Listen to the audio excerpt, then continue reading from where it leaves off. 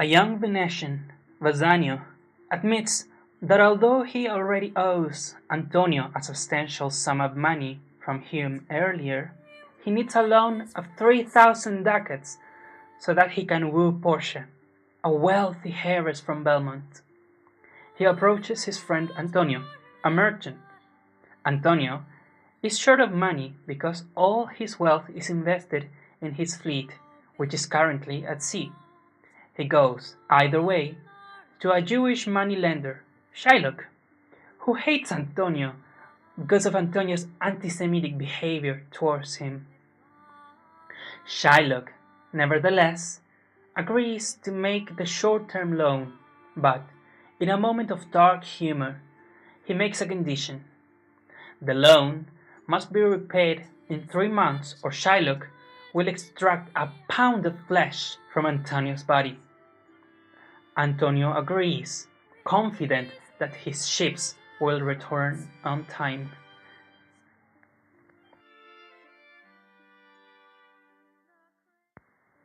According to the terms of Portia's father's will, stipulated before he died, she must get married with a man who must choose from among 3 caskets, one made out of gold, one made out of silver, and one made out of lead. Who chooses the one that contains a portrait of her may marry Portia, but if that person doesn't, he must vow never to marry or court another woman. In the meantime, Jessica, the daughter of Jewish Shylock, wants to escape from her bad relationship with her father by marrying Lorenzo, another merchant and Bassanio's friend, and converting to the Christianity. One night, while Shylock was not at home, Lorenzo went to her house and proclaimed his love for Jessica. She comes down dressed up as a boy in order to escape with him. In Belmont, Portia is asking the Prince of Morocco to make his choice of caskets. There are 3 inscriptions. In the gold casket it says, "Who chooseth me shall gain what many men desire."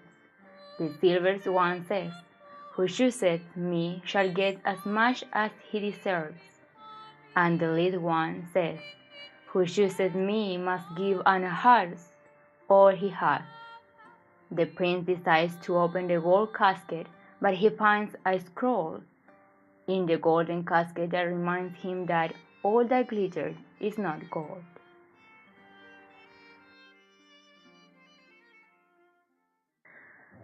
Bassanio prepares to travel to Belmont for the test. In Belmont, in a room in Portia's house, Bassanio, in company of his good friend Gratiano, chooses the lead casket, which contains Portia's picture, and she happily agrees to marry him immediately. As doubtful thoughts, O love, be moderate, alight thy ecstasy, in measure reign thy joy, scant this exists. I feel too much thy blessing, make it less, for fear I surfeit. What find I here? Fair Portia's counterfeit! What demigod, the substance of my praise, doth wrong this shadow in underprising it? So far this shadow doth limp behind the substance. Here's the scroll, the continent and summary of my fortune.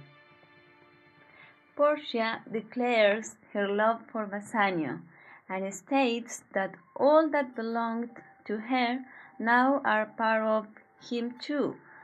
Right after this, Gratiano appears and, on the spot, asks permission to get married with Nerissa, Portia's handmaid. She certainly accepts. The 2 ladies, as a proof of their love, give their rings by saying, I give you all my things with this ring. If you ever lose, part from or give it away, let it prestige the ring of your love and be my vantage to exclaim on you.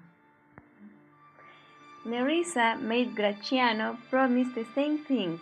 Right after this, Bassanio receives a letter. It is Antonio, who will be condemned for not paying what he owed to Shylock. Immediately, the two men parted to help his friend with a sum of money given by Portia. A few minutes later, the two ladies part too, in secret, with a mysterious plan.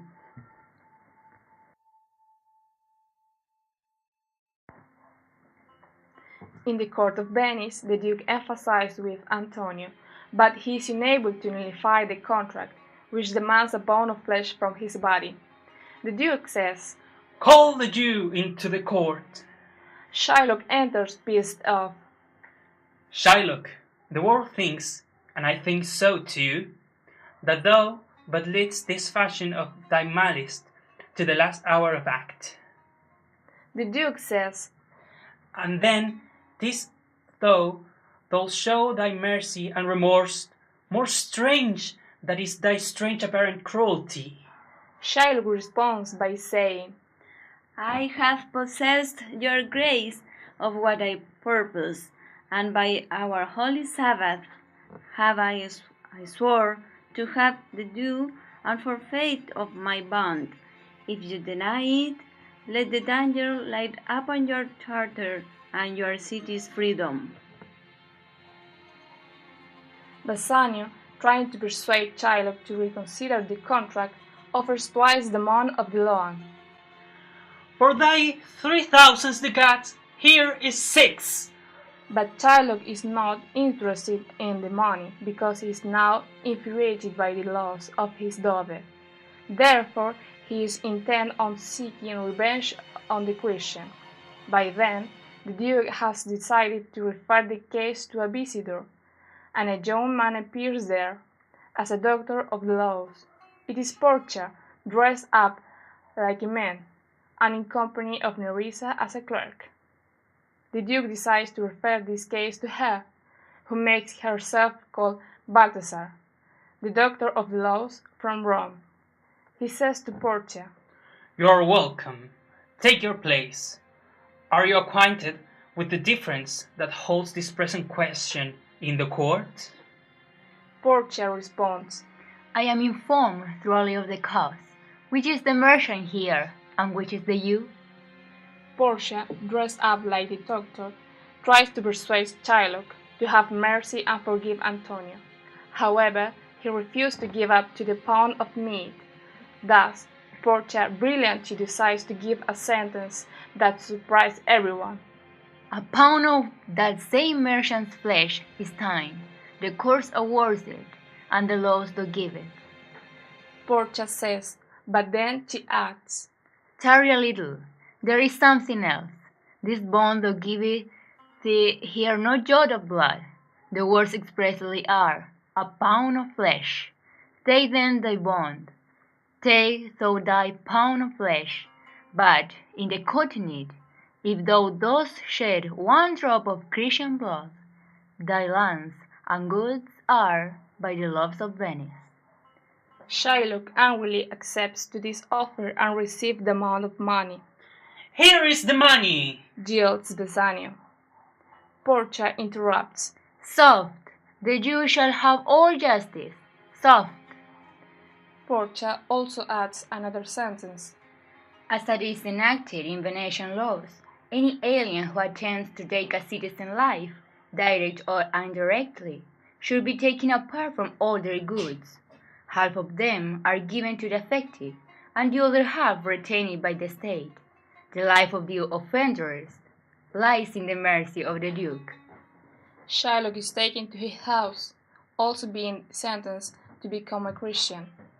Most worthy gentlemen, Bassanio says, me and my friend are deeply thankful and stand indebted over and above in love and service to you evermore. Take some remembrance of us, a tribute. Give me your gloves. I'll wear them for your sake, Portia says to Antonio. Then she talks to Bassanio. And for your love, I'll take this ring from you. The ring was the one given by her wife, and he promised not to give it away whatever happened.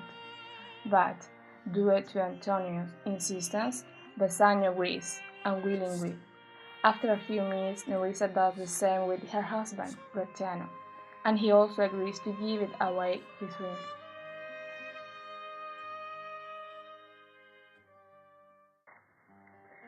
Back at Belmont, Nerissa and Portia have come back before their husbands.